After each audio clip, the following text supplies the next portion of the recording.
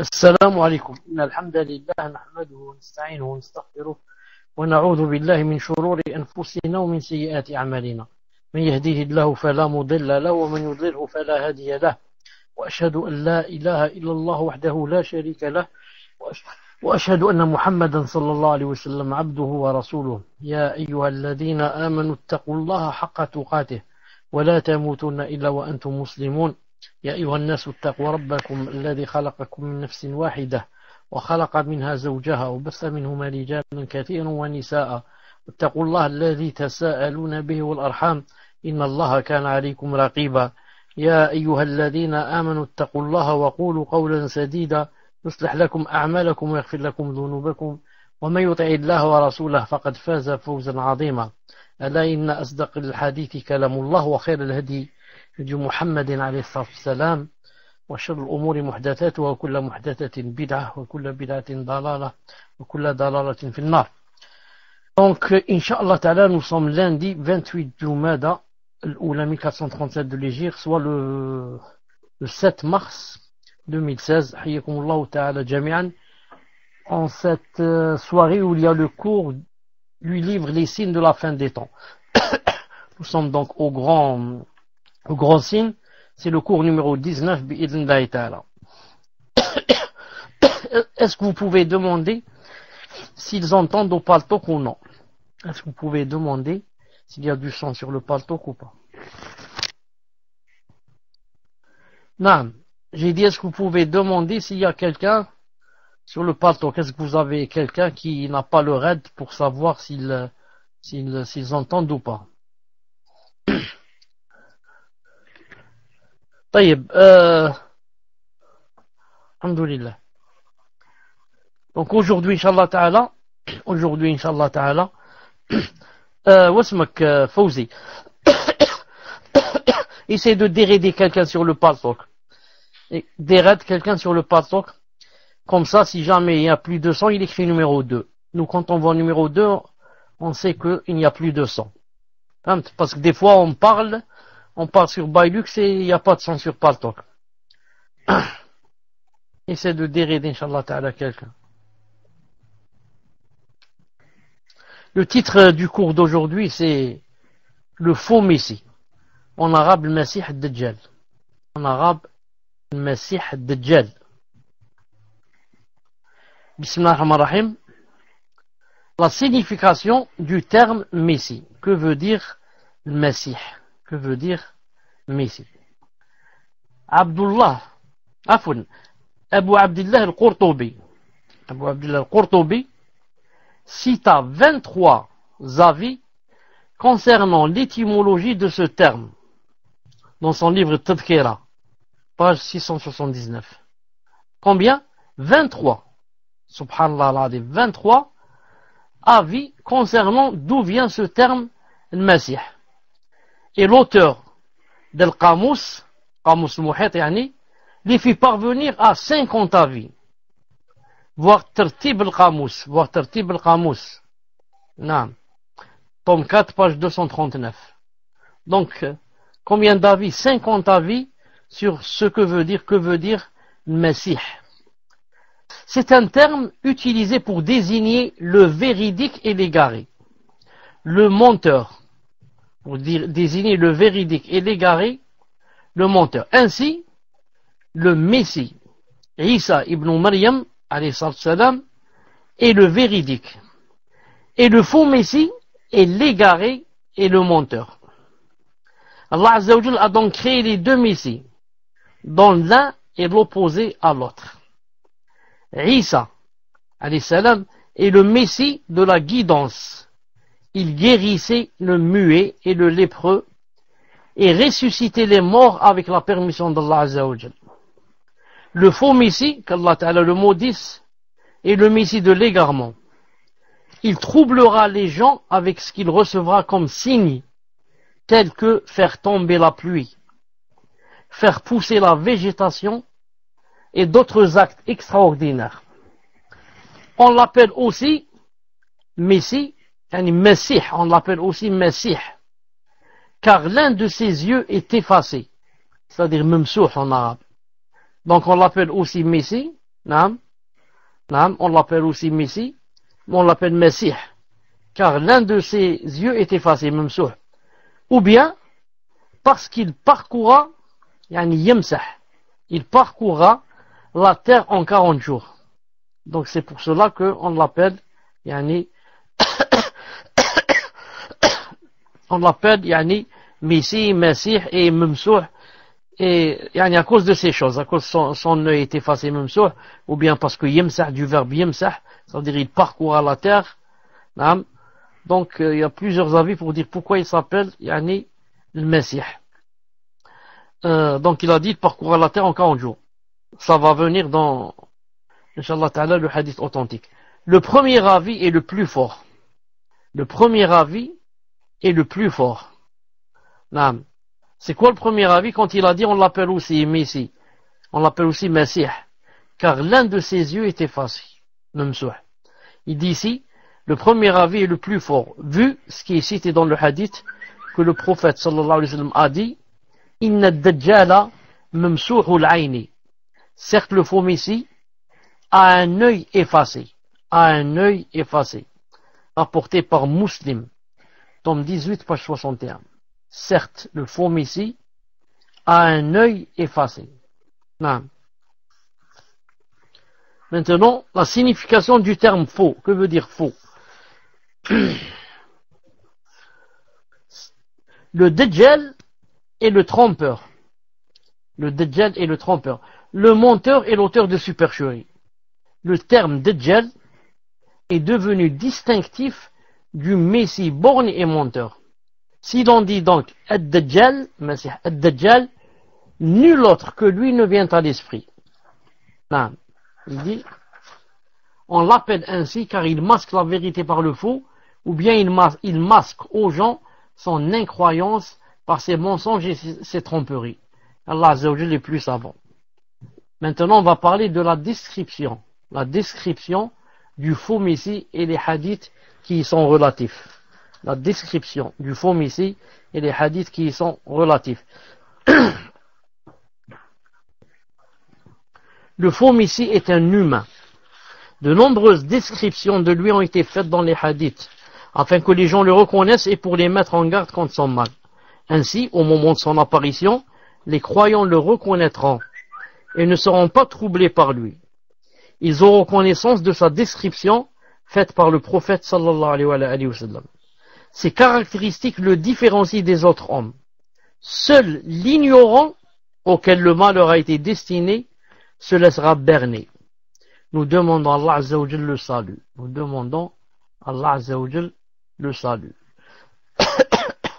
Parmi ces caractéristiques, il y a qu'il s'agit d'un homme jeune, brun, de taille courte, aux pieds varus, cheveux crépus, front dégarni, cou large, l'œil droit effacé, ni proéminent, ni enfoncé, son œil, ni il sort complètement, ni il est enfoncé, mais ressemblant à un raisin apparent, tandis que l'œil droit, tandis que son œil gauche est couvert d'une couche épaisse, Entre ses yeux est écrit kafara, le verbe, yani il a mécru, kafara, en lettres espacées, ka, ensuite fa, ensuite ra. Ou bien dans un autre hadith c'est écrit kafir, mécréant, sans espace, en arabe bien sûr. Tout musulman sera capable de les lire, alphabet soit-il ou non. Il est également stérile et ne peut avoir d'enfant.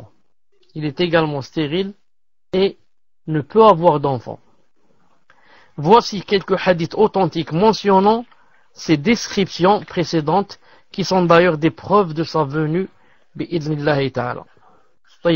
Une seconde, Inch'Allah ta'ala, je vais boire un verre d'eau et je reviens. Une seconde. Salam alaikum, est-ce que vous m'entendez? Alhamdulillah. Je viens de recevoir un message d'une sœur, qui a fait une remarque très importante. une remarque très importante. Elle dit, je crois qu'il y a une erreur, il a été lu, quand je parlais de Isa alayhi salam, il guérissait le muet et le lépreux. Elle dit, moi je connais l'aveugle, pas le muet. C'est vrai. Personne, de tous les présents, n'a pu remarquer ça. Ça, il guérissait le muet, il guérissait l'aveugle. Moi, quand je l'ai lu tout à l'heure, c'est-à-dire avant de commencer le cours, ça a sonné un peu dans ma tête, je suis passé. Mais maintenant, je dis, alhamdoulilah, donc, il faut bien prêter attention. Il faut bien prêter attention. Et si quelqu'un a le livre, qu'il corrige cette chose. Moi, je n'ai jamais entendu qu'il guérissait le muet. Donc, barakallahu fiha, ukhtana hadihi. Et barakallahu fi ilmiha. Bon, on était où? Voici quelques hadiths authentiques mentionnant ces descriptions précédentes qui sont d'ailleurs des preuves de sa venue. Des preuves de sa venue, bi'ilnahi ta'ala. 1. Ibn Omar radiyallahu ta'ala nous rapporte que le messager sallallahu alayhi wa sallam a dit Baynama ana na'imun atufu bil Ka'ba. Ensuite un peu plus loin il a dit فإذا رجل جسيم أحمر جعد الرأس أعور العين كأن عينه عنبة طافية قالوا هذا الدجال أقرب الناس به عفوا قالوا نعم قالوا هذا الدجال ensuite il a dit عليه الصلاة والسلام أقرب الناس به شبها ابن قطن رجل من خزاعة. Tandis que je dormais, je me vis tourner autour de la Kaaba. C'est un songe du prophète sallallahu alayhi wa sallam. Un peu plus loin, il a dit, il mentionna avoir vu Isa ibn Maryam. Et ensuite, le faux Messie. Et il se mit à le décrire en disant, il a dit, c'est alors que je vis un homme gros, brun, cheveux crépus, borgne, son œil comparable à un raisin apparent. Ils dirent, l'homme qui ressemble le plus à ce faux Messie est Ibn Qattan, un homme de Khuza'a, donc le Bukhari. Non. Le Bukhari, tome combien? Tome 2, page 237, avec l'explication de l'imam Nawawi, hafidahullah ta'ala. Ça c'est le premier hadith. Deuxième hadith, d'après Abdullah ibn Omar radiyallahu ta'ala anhu, il rapporte que le messager alayhi sallam évoqua la sortie du faux messie parmi les gens et dit إن الله تعالى ليس بأعور ألا وإن المسيح الدجال أعور العين اليمنى كأن عينه عنبة طافية. Rapporté aussi par le Bukhari, page tome 13, page 90. Il a dit sallallahu alayhi wa sallam, certes Allah, pureté à lui, n'est pas borgne, tandis que le faux messie est borgne de l'œil droit. Son œil ressemble à un raisin apparent. Troisième hadith, An-Nawas ibn Sam'an radiyallahu ta'ala nous rapporte que parmi la description que fit le prophète sallallahu alayhi wa sallam du faux messie, qu'il a dit Innahu shabun qatatun aynuhu tafiyah ka'anni ushabbihuhu bi'abd al-Uzza ibn Qatan. C'est un jeune aux cheveux crépus. Son œil est apparent. Il me paraît ressembler à Abdullah à Abd al-Uzza ibn Qatan. Non. Donc rapporté par Muslim, tome 18, page 59. Quatrième hadith. Ubada ibn Samit radiyallahu ta'ala anhu rapporte que le prophète sallallahu alayhi wa sallam a dit Inna al-Masih ad-Dajjal rajulun qasir afhaj ja'd a'war matmusu al-ayn ليس بناتئة ولا حجراء فإن ألبس عليكم فاعلمون ربكم ليس بأعور. نعم. Hadith rapporté par Abu Daoud et authentifié par Cheikh Al-Albani dans Sahih al-Jami'. Certes, le faux messie est un homme de taille courte. Aux jambes espacées, aux cheveux très crépus, borgne, l'œil effacé, ni enfoncé ni proéminent. Enfin, si le doute venait à vous envahir, sachez que le Seigneur n'est pas borgne. Maintenant, pour yani enlever tous les doutes. Car celui-là, à la fin, qu'est-ce qu'il va dire? Que Za'ma, c'est lui le Seigneur du monde. C'est Rabb. Naam. Donc le prophète sallam te dit si tous les défauts qu'il a, et malgré cela tu n'es pas convaincu que c'est pas Allah Ta'ala, alors n'oublie pas une chose pour enlever les doutes. N'oublie pas que Allah Ta'ala n'est pas borgne. Dans le hadith, Allah est beau et aime la beauté. Comment qu'un beau soit comme ça? Cheveux très crépus, jambes espacées, et œil enfoncé, œil واحد presque il voit pas avec, et l'autre avec une grosse couche dessus. Non, c'est pas comme ça que Allah subhanahu wa ta'ala. طيب. Cinquième hadith. D'après le hadith de Abi Hurayra radiyallahu ta'ala anhu, il rapporte que le prophète alayhi salam a dit: وأما مسيح الضلالة فإنه أعور العين أجل الجبهة عريض النحر فيه دفاء. C'est un hadith apporté par Ahmed et Ahmed Shakir l'authentifia. Quant au homicide de l'égarement, il est borgne, a le front dégarni, le cou large et un peu courbé. Il est borgne, il a le front dégarni, le cou large et il est un peu courbé. Donc vous voyez avec les détails, avec tous les détails. Sixièmement, Hudayfa rapporte radiyallahu ta'ala anhu que le prophète alayhi salam a dit: Ad-Dajjalu a'waru al-'ayn al-yusra jufal ash-sha'ri. Le faux messie est borgne de l'œil gauche et à la chevelure abondante. C'est un hadith rapporté par Muslim, tome 18, page 60-61. Enfin, le hadith de Anas radiyallahu ta'ala anhu, qui rapporte que le prophète sallallahu alayhi wa sallam a dit: wa inna bayna aynayhi maktubun kafirun. Entre ses yeux, c'est écrit mécréant, rapporté par al-Bukhari. Dans une autre version, thumma tahajjaha kaf fa ra yaqra'uhu kullu muslim. Dans une autre version, puis il l'épela kafir, il a dit ka fa kaf fa ra. Ensuite, il a dit: tout musulman le lira. C'est-à-dire qu'il soit analphabète ou pas. Alphabète ou analphabète. Cette écriture est réelle et doit être comprise au sens premier, contrairement à ceux qui disent qu'il s'agit d'une métaphore. Il y a des gens qui disent c'est pas vrai comme ça, c'est écrit des lettres sur 100 francs. Il a dit c'est une métaphore, c'est un exemple que nous donne le prophète pour dire que c'est facile de le connaître, de le reconnaître, c'est tout. Mais il n'y a pas d'écriture sur 100 francs. Nous on dit justement il y a cette écriture, d'après le hadith authentique.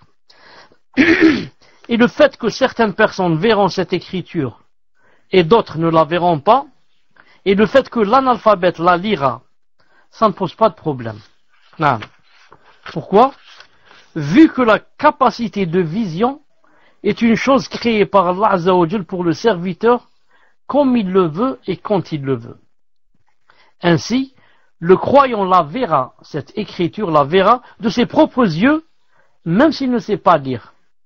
Par contre, le mécréant ne la verra pas, même s'il sait lire. Car aussi vrai que le croyant voit les signes avec les yeux de sa clairvoyance, le mécréant ne les voit pas. Naam. Ainsi, Allah Azza wa Jal créera pour le croyant la faculté de comprendre son apprentissage, puisqu'en ce temps, les choses seront extraordinaires.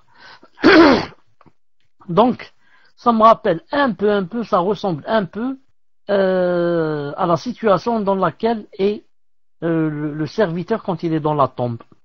Maintenant, s'il est croyant, s'il était pieux, s'il était masha'Allah, il répondra aux 3 questions, même si quoi? Même s'il est analphabète, même s'il ne comprend pas l'arabe littéraire, même s'il est amnésique. Amnésique, ça veut dire quelqu'un qui oublie beaucoup.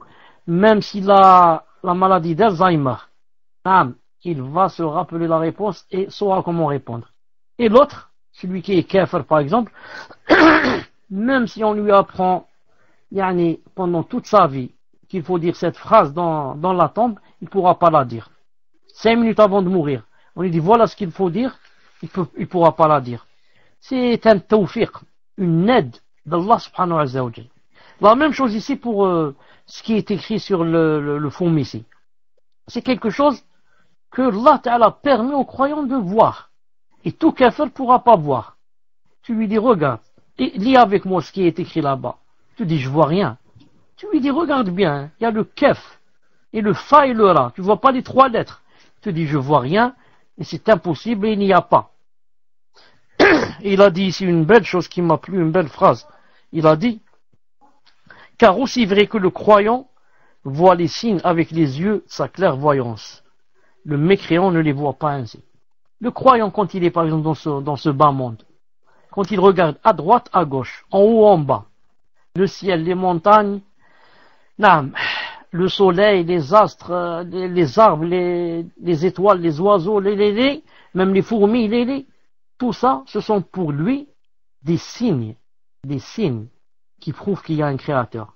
Chaque fois qu'il voit une chose, belle ou étrange, il s'étonne, il dit, Masha'Allah, la quwwata illa billah. Et encore, il n'a rien vu. On n'a rien vu de choses qui existent et qu'on n'a pas vu, d'animaux, de galaxies, des choses, impossibles. Al-Muhim. Donc, regardez, le croyant, il voit une fourmi, il dit, Masha'Allah, la ilaha illallah, comment cette fourmi a été créée, comment se fait-il qu'elle a des yeux, elle a une bouche, elle a ceci, cela. Al-Muhim, il commence à dire la ilaha illallah. Le kafir, tu lui montres tout ce qu'il y a, ça fait pas bouger. Il trouve ça très naturel. Cette fourmi est venue, accouplement, et ça a donné une fourmi, ça s'arrête là. Donc, il fait pas la relation avec ce qu'il y a derrière la fourmi. Qui a créé cette fourmi? Qui a créé cette montagne? Qui a créé ce soleil? Pourquoi il tombe pas? Pourquoi ceci? La pluie, comment se fait-il comme ça de l'eau qui tombe du ciel et comme ça? Le croyant, dans toute chose, il voit de l'univers, il voit un signe d'Allah subhanahu wa ta'ala. C'est pour ça que beaucoup de versets nous incitent à regarder, à méditer cet univers. Beaucoup de versets. Plus tu médites, plus tu t'étonnes. Tu reconnais la grandeur d'Allah subhanahu wa ta'ala. Quand tu vois la mer, quand tu vois le coucher du soleil, quand tu vas au désert, quand tu vois les animaux, quand tu vois... Il y a des fois on montre comme ça des passages, des vidéos, ou bien à la télé, ou bien des choses qui... étonnantes, ce qu'il y a sous la mer, ce qu'il y a dans la jungle, ce qu'il y a... C'est seulement les plantes et les fleurs et les animaux. Je disais donc c'est une question de clairvoyance. C'est une question de clairvoyance. L'imam Nawawi alayhi rahmatullah dit la vérité à laquelle se rattachent les vérificateurs est que cette écriture est telle qu'elle. C'est une vraie écriture. C'est une écriture réelle. Allah Azza wa Jalla en a fait un signe parmi les signes clairs de son incroyance, son mensonge et son imposture. Naam. Allah Azza wa Jalla la montrera à chaque musulman, alphabète et analphabète, et la dissimulera à ceux pour qui il désire la peine et le trouble. Aucun empêchement à cela. Pour Sharh al-Nawawi, de Sahih Muslim, tome 18, page 60. Huitièmement, Fatimatu bint Qais, radiyallahu ta'ala, rapporte le récit de Al-Jassasa, qu'on appelle l'espionne. Et elle relate que Tamim al-Dari, un sahabi radiyallahu ta'ala anhu, qui était chrétien, ensuite il a embrassé l'islam, elle dit, elle dit, alors nous partîmes, elle raconte que Tamim a dit, alors nous partîmes à la hâte, jusqu'à entrer dans le cloître, et voilà que s'y trouva la personne la plus incroyable que l'on ait vue et la plus fortement enchaînée. Rapporté par Muslim. Tome 18, page 81. Encore un hadith, Imran ibn Hussein radiyallahu ta'ala rapporte avoir entendu le prophète sallallahu alayhi wa sallam dire ما بين خلق آدم إلى قيام الساعة خلق أكبر من الدجال. C'est-à-dire, de la création d'Adam jusqu'à la venue de l'heure, il n'y a pas de fitna plus grande que celle des fitnas du grand Messie. Du faux Messie, afwan. Et la preuve, c'est que dans un autre hadith authentique, il est dit ما بين خلق آدم إلى قيام الساعة خلق أكبر من فتنة الدجال. Donc, dans un autre hadith, il a cité que il est en train de parler des fitnas et que depuis que Allah Ta'ala a créé Adam jusqu'à la fin du monde, il n'y aura pas plus grande fitna que celle du faux Messie. Il dit ici, 10e hadith, quant au fait que le faux Messie est stérile. Maintenant, on a donné beaucoup de ces qualificatifs. Maintenant, on va ajouter quelque chose de nouveau, qu'il est stérile. Cela est rapporté par Abu Sa'id al-Khudri, radiyallahu ta'ala anhu, dans son récit avec Ibn Sayyad. Celui-ci demanda à Abu Sa'id, il lui demanda, n'as-tu pas entendu le messager alayhi salatu salam dire qu'il ne peut enfanter? Et lui de répondre, si, rapporté par Muslim. Donc, il a quelque chose en plus, ce faux messie, c'est quoi? Il ne peut pas enfanter. Il n'a pas d'enfant, il ne laisse donc rien derrière lui.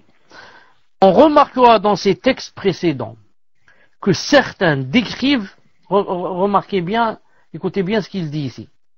On remarquera dans ces textes précédents que certains décrivent qu'il est borgne de l'œil droit, tandis que d'autres parlent de l'œil gauche. Dans les hadiths tout à l'heure, vous avez remarqué, certains ont dit qu'il était borgne de l'œil droit, et certains hadiths de l'œil gauche. Toutes ces versions sont authentiques, ce qui pose problème. Si une des versions n'était pas authentique, on va dire on prend avec celle qui est authentique. Mais maintenant, imagine deux hadiths authentiques. L'un, il dit qu'il est borgne de l'œil droit, et l'autre, il dit qu'il est borgne de l'œil gauche. Comment faire? Donc, ça c'est le rôle des savants. C'est le rôle des savants bi'idnillahi ta'ala. Non. Car comme vous savez, ça, alhamdoulilah, vous êtes taliboulim, vous savez ça, que jamais la parole du prophète sallallahu alayhi wa sallam, jamais ne se contredit avec un autre hadith et encore moins avec un verset. Le grand savant Ibn Hajr, rahimahullah ta'ala, estime que le hadith de Ibn Omar radiyallahu ta'ala anhu, rapporté par Bukhari Muslim, est décrivant qu'il est borgne de l'œil droit est plus fort que la version de Muslim qui décrit qu'il est borgne de l'œil gauche, car le point dont l'authenticité est sujet, car le point dont l'authenticité est sujet d'accord est plus fort qu'un autre, Voir Fath al-Bari, tome 13, page 97. Donc, même quand on a un hadith qui se trouve dans Sahih al-Bukhari et un autre hadith qui se trouve dans Sahih Muslim, et les deux sont authentiques et s'opposent, qu'est-ce qu'on doit devancer, le hadith de Bukhari ou bien de Muslim? De Bukhari, parce que ces conditions pour prendre le hadith sont beaucoup plus sévères que les conditions de Muslim. La preuve que le Bukhari met comme condition de rencontrer la personne qui rapporte, alors que Muslim ne met pas cette condition. Non, ne met pas cette condition. C'est pas obligé que l'uqya, ce qu'on appelle l'uqya, la rencontre. Al-Muhim. Donc c'est quoi ici le résultat? C'est qu'il est borgne de l'œil droit. L'œil droit. Non. Ensuite, il y a quelque chose. Non. Il y a quelque chose aussi qui va aider. Al-Qadi Iyad, rahimahullah ta'ala, pense quant à lui que les deux yeux du faux messie ont un défaut. Et ça c'est vrai. Les deux yeux ont un défaut. Car les versions sont toutes authentiques. L'un a dit l'œil droit, l'autre a dit l'œil droit, l'autre a dit l'œil gauche, et les deux versions sont authentiques. Ainsi, écoutez bien, l'œil effacé. L'œil effacé est celui duquel il est complètement borgne, avec lequel il ne voit plus rien. Et il s'agit de l'œil droit. comme cela est mentionné dans le hadith d'Ibn Omar. Et l'œil gauche, c'est quoi? C'est l'œil sur lequel il y a une couche épaisse. Cet œil a également un défaut. Il est donc borgne. Conclusion, il est donc borgne de l'œil droit, mais aussi du gauche. Les deux yeux présentent un défaut. L'un est totalement mort et l'autre est défectueux. Œil droit, borgne, totalement mort. Il ne voit rien avec. Et l'œil gauche contient une grande couche sur son œil. Il voit à peine.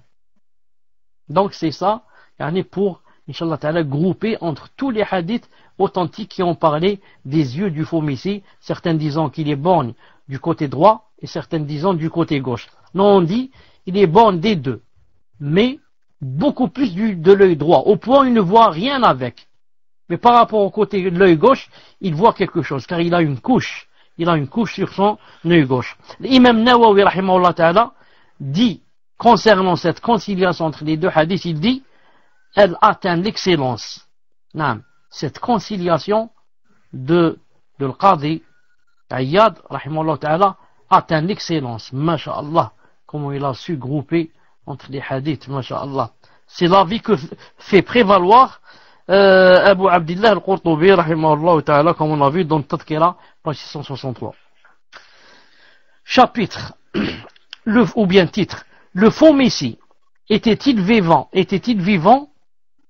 à l'époque du prophète sallallahu alayhi wa sallam, et est-il toujours présent maintenant ou pas? Le faux messie était-il vivant et était-il présent à l'époque du messager sallallahu alayhi wa sallam? Avant de répondre à ces deux questions, il nous faut absolument analyser le cas de Ibn Sayyad. Ibn Sayyad, est-il le faux messie ou est-ce un autre? Et si le faux messie est un autre que Ibn Sayyad, existe-t-il avant de se manifester avec ses troubles ou pas? Donc on va parler maintenant de qui? De Ibn Sayyad. C'est qui Ibn Sayyad là? Écoutez bien, vous allez comprendre. Ibn Sayyad s'appelle Safi, ou Abdullah ibn Sayyad, ou Saïd. Il était des Juifs de Médine. On dit aussi des Ansar. Il était encore jeune lorsque le prophète sallallahu alayhi wa sallam arriva à Médine. Donc un jeune juif.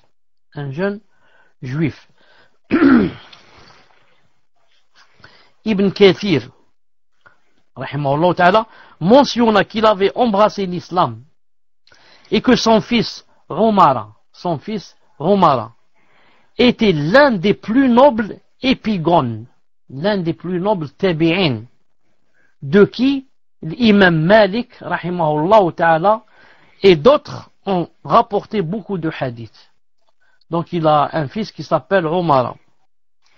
L'érudit grand savant Ibn Hajr cite dans l'Isaba cette parole de l'imam Zahabi, rahimahullah, qui a dit, et parmi les enfants de Ibn Sayyad, il y a Umara ibn Abdillah ibn Sayyad. Il faisait partie des meilleurs musulmans, parmi les compagnons de Saïd ibn al-Musayyib. Malik et d'autres ont rapporté de lui des hadiths. Donc il a un fils qui est, masha'Allah, min tabi'in. Certes, Ibn Sayyad, le juif dont on parle, était un imposteur. Et parfois il agissait en devin, prévoyant certaines choses, et parfois il mentait. Alors la rumeur à son sujet se propagea parmi les gens sur le fait qu'il était le faux messie, comme nous allons le voir, Inch'Allah Ta'ala, dans ce qui va suivre. Donc je répète, je dis, Ibn Sayyad, c'est qui? C'est un juif. Ibn Sayyad, c'est un juif, et il avait qui? Il avait un enfant, Omara, qui était, masha'Allah, même l'imam Malik a pris de lui. Et ce Ibn Sayyad, a embrassé l'islam, bien sûr. Ce Ibn Sayyad, qu'on appelle aussi Saïd, est connu aussi sous le nom de Saïd. Il n'a pas cité ici, Ibn Sayyad, Ibn Saïd aussi.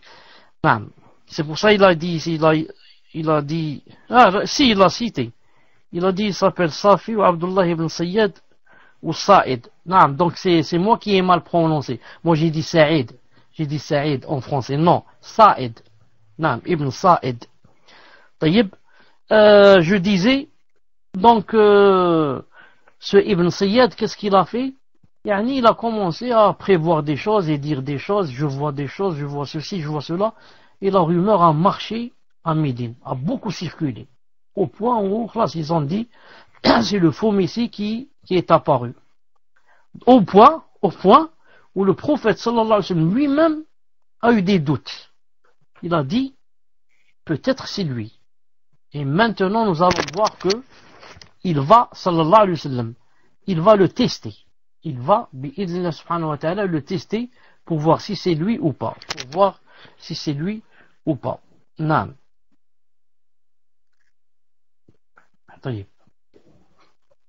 Lorsque la rumeur concernant Ibn Sayyad se propagea parmi les gens, à savoir qu'il était le faux Messie, le prophète alayhi salam voulut savoir ce qu'il en était et clarifier son cas.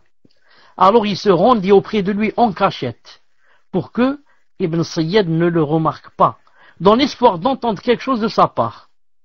Aussi, il lui adressa des questions susceptibles de le dévoiler. Non. Il y a des hadiths où le prophète islam, qu'est-ce qu'il faisait?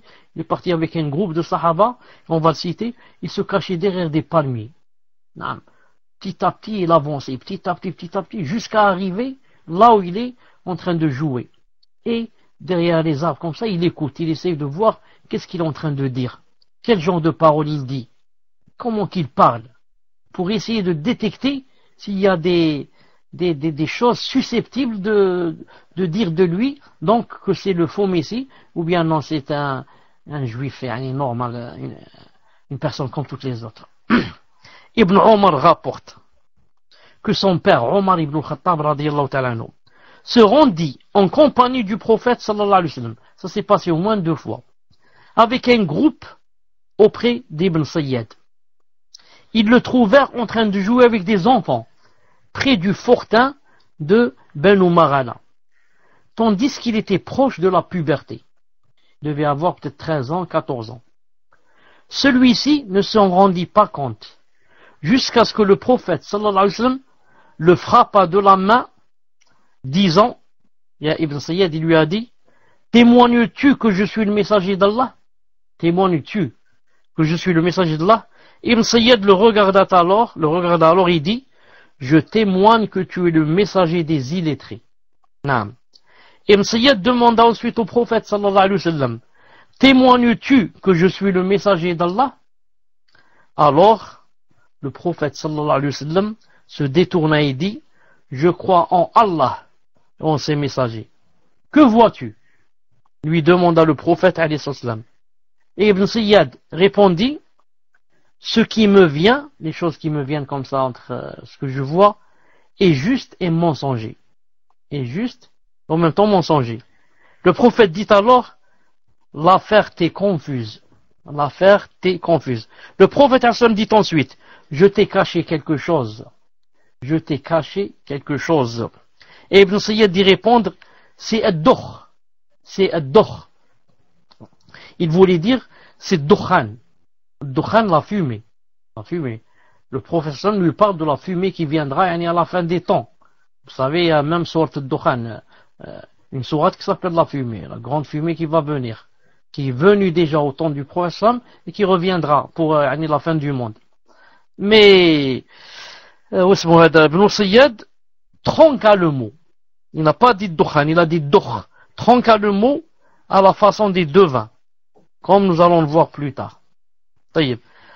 Alors le prophète lui dit, quand il a dit c'est dokh, assis, dit le prophète, assis, tu ne peux aller au-delà de tes limites de devin. Tu ne peux aller au-delà de tes limites.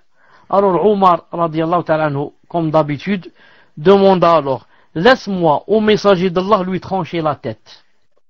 Mais le prophète alayhi salam lui répondit, il lui a dit, Ya Omar, s'il s'agit bien de lui, donc nous on ne sait pas si c'est le faux Messie ou c'est pas lui. Si c'est le faux Messie, tu n'auras aucun pouvoir sur lui. Et si ce n'est pas lui, il n'y a aucun bien pour toi à le tuer. Rapporté par le Bukhari 318. Regardez la jalousie de Omar radiyallahu ta'ala anhu. Ya Rasulallah, laisse-moi lui trancher la tête. Laisse-moi lui trancher la tête. Et regardez le wahy, la révélation, la réponse du prophète sallallahu alayhi wa sallam qui n'est que révélation. Est-ce que quelqu'un de nous, par exemple, aurait trouvé une réponse comme celle du prophète sallallahu alayhi wa sallam? Regardez la réponse. Ya Omar, écoute, Ya Omar, tu veux tuer cette personne? Dame, tu veux la tuer, cette personne. Ou bien c'est le faux messie, ou bien elle ne l'est pas. Si cette personne que tu veux tuer, c'est le faux messie, tu ne pourras pas le tuer. Le faux messie viendra à la fin des temps. Nous tous, on sera morts. Dame, quand il viendra, c'est-à-dire, on n'existera pas. D'ailleurs, c'est Isa alayhi salam qui va le tuer. Donc maintenant, si c'est le faux messie, il doit vivre jusqu'à la fin du monde, tu ne peux pas le tuer. Et si ce n'est pas lui, donc, quel bien as-tu à tuer une personne qui t'a rien fait? Non, il n'y a aucun bien pour toi à le tuer. Subhanallah al-Azim. La réponse. Dans une autre version, le prophète sallam lui demanda, que vois-tu? Il demanda au faux messie, ou là à ce Ibn Sayyad, il lui dit, que vois-tu? Il lui a dit, je vois un trône sur l'eau. Un trône sur l'eau. Le messager alayhi salam lui répondit, lui dit, tu vois le trône d'Iblis. Tu vois le trône d'Iblis sur la mer. Et que vois-tu d'autre? Est-ce que tu vois autre chose? Il dit, je vois des choses vraies et un mensonge. Ou bien des choses mensongères et une vérité. Et le messager alayhi salam de lui dire, les choses lui sont confuses, laissez-le. Les choses lui sont confuses. Abu Dharr radiyallahu ta'ala anhu rapporte que le prophète sallallahu alayhi wa sallam, il a dit, le prophète alayhi wa sallam m'envoya auprès de sa mère, auprès de la mère de Ibn Sayyad, en me disant, Salha, kam hamalat bihi, demande-lui combien de temps elle l'a porté. Il dit, je me rendis auprès d'elle et lui demandai. Elle répondit, je l'ai porté durant 12 mois. 12 mois. Il m'envoya une nouvelle fois auprès d'elle en me disant, Salha an sayhatihi hina waqa. Interroge-la au sujet du cri qu'il a poussé à l'accouchement. Il a dit, je retournai chez elle et l'interrogeai. Elle dit, il poussa le cri d'un enfant d'1 mois. Ensuite, le messager sallallahu alayhi wa sallam lui dit, il a dit à Ibn Sayyad, Inni qad khaba'tu laka khabi'an. Inni qad khaba'tu laka khab'an. Je t'ai caché quelque chose. Je t'ai caché quelque chose. Il lui a répondu, tu as caché la corde d'une brebis grisâtre et ad-dukhan. Il essaya alors de dire ad-dukhan, mais n'y arriva pas. Il disait ad-dukh. Rapporté par Ahmed et Ibn Hajj juge la chaîne de transmission authentique, voir Fath al-Bari 13325.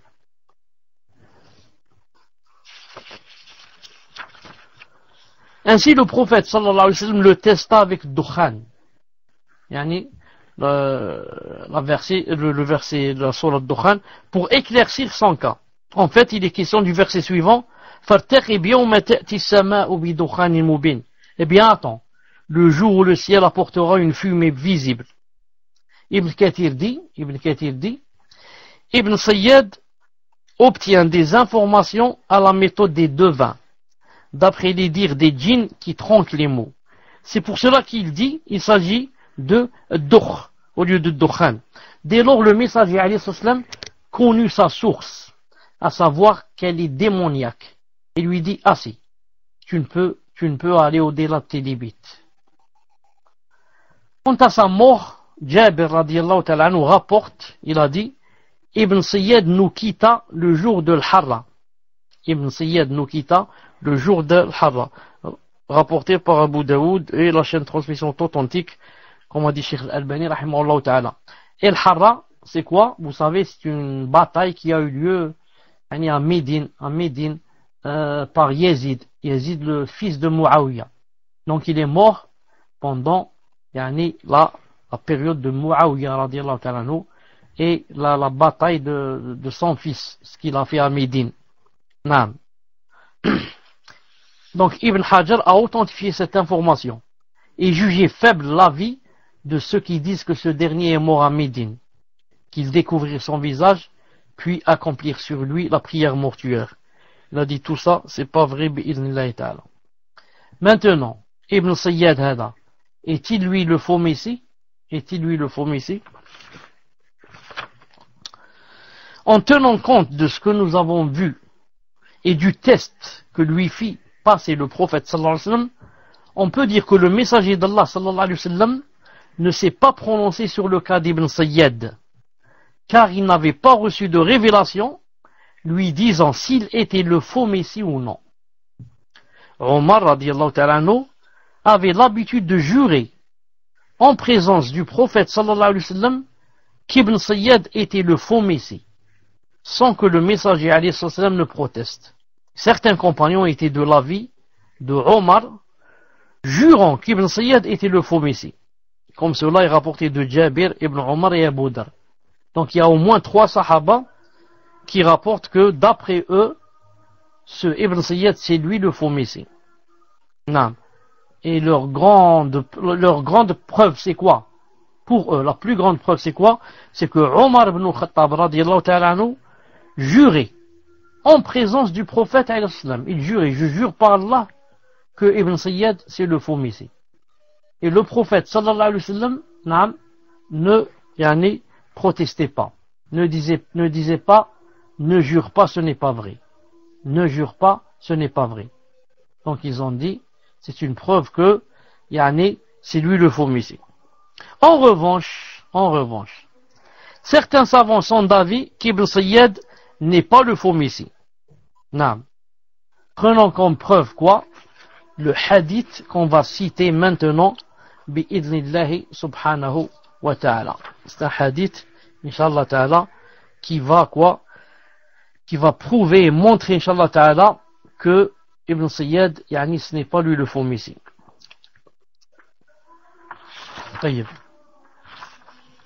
Avant de lire le hadith, il y a aussi 2 choses sur lesquelles on peut, inshallah ta'ala, se baser pour dire que ce n'est pas lui.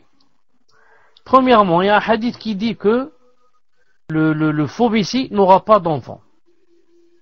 Alors que vous avez vu avec moi que il avait un enfant qui s'appelait Omar, parmi ses enfants. Et c'était l'un des meilleurs tabi'in. Que l'imam Malik lui-même prenait de lui des hadiths. Donc, ça prouve que ce n'est pas lui. La deuxième, que le faux messie ne rentre jamais à Médine. Alors que lui, Ibn Sayyad est allé à Médine au point où certains ont dit, qu'il est mort, à Médine. Non.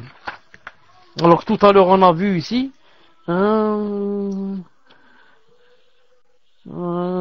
Médine qui découvre. Non. Taïb. Donc comment se fait-il? C'est pas, le faux messie ne rentre pas à Médine, et celui-là, il rentre à Médine, il meurt là-bas. Donc ce sont 2 preuves. Mais la plus grande preuve, c'est celle-là qu'on va citer maintenant. Donc, attendez. Ce hadith de Tamim Dari rapporté par Muslim, où Amir ibn Sharahil al-Sha'bi questionna Fatima bint Qais, la sœur de Dhahak ibn Qais. Elle était parmi les premières à avoir immigré. Elle a dit, il rapporte qu'elle a dit, Fatima bint Qais a dit, elle a dit, j'entendis le cri du héros. Héros, H-E-R-A-U-T, celui qui lève la voix pour annoncer une chose. Le héros du messager d'Allah sallallahu alayhi wa sallam appelé à la prière en groupe. Voilà. Alors, je sortis, me dirigeant vers la mosquée. Regardez, elle a entendu quelqu'un dire que le prophète sallallahu alayhi wa sallam appelle à la salat en groupe. Même si c'est une femme, elle sort. Elle dit, sûrement qu'il y a quelque chose qui s'est passé. Elle sort, elle va à la mosquée. Je sortis, me dirigeant vers la mosquée, et je priais avec le messager, sallallahu alayhi wa sallam. Elle a dit, je me trouvais dans le rang des femmes qui vient après celui des hommes. Donc elle se trouvait dans le mauvais rang. Le mauvais rang, parce que c'était le plus proche des hommes. Elle a dit, lorsque le messager sallallahu alayhi wa sallam eut terminé sa prière, il s'assit sur le mimbar, la chair, en riant et nous dit que chacun demeure à l'endroit où il a prié. Puis il dit, savez-vous pourquoi je vous ai rassemblés? Ils répondirent, Allah et son messager savent mieux. Par Allah, dit-il, je ne vous ai réunis ni pour une exhortation, ni pour un avertissement. Au contraire, je vous ai rassemblés car Tamim ad-Dari, qui était chrétien, a prêté serment et embrassé l'islam. Il m'a conté un récit confirmant ce que je vous avais dit au sujet du faux Messie. Il m'a raconté qu'il était monté, c'est-à-dire Tamim Dari, qu'il était monté à bord d'un navire en compagnie de 30 hommes de Lahm et Juzam. Les vagues les ballottèrent en mer un mois durant, puis échouèrent sur une île en pleine mer. Ils restèrent dans le navire jusqu'au coucher du soleil, puis s'installèrent sur les barques du navire et débarquèrent sur l'île. Vint alors à leur rencontre une bête, tellement velue qu'on ne distinguait même pas la tête de la croupe. Tellement velue qu'on ne sait même pas cette bête si maintenant elle est de face ou bien elle est de dos. Ils s'écrièrent, malheur à toi, qu'es-tu donc? Elle a répondu, je suis l'espionne. Al-Jassasa. Ils reprirent, et qu'est-ce que donc l'espionne? C'est quoi le Jassasa? Elle dit, aux gens, allez donc trouver cet homme dans ce cloître. Le cloître, c'est un endroit où on adore Allah subhanahu wa ta'ala. Car il est impatient d'avoir de vos nouvelles. Lorsqu'elle nous désigna l'homme, dit-il, nous craignâmes qu'elle ne soit une diablesse.